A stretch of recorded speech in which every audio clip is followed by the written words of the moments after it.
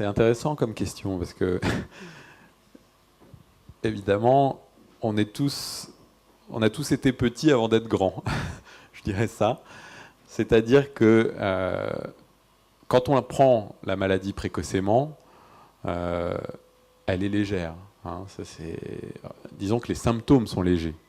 Elle parle moins. Ceci étant, si on la laisse évoluer, il peut y avoir des différences très nettes entre certaines personnes qui vont développer des maladies très sévères, très rapidement, et d'autres qui vont avoir des maladies très chroniques, finalement assez peu invalidantes sur plusieurs années.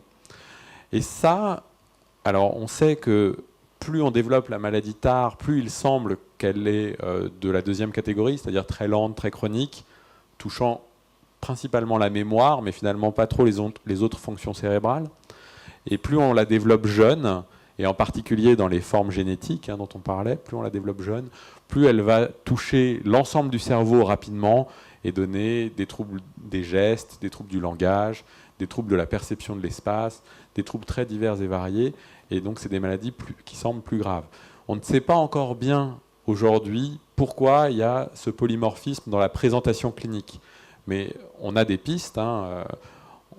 Bon, je ne rentrerai pas dans le détail des pistes qu'on a parce que c'est trop compliqué.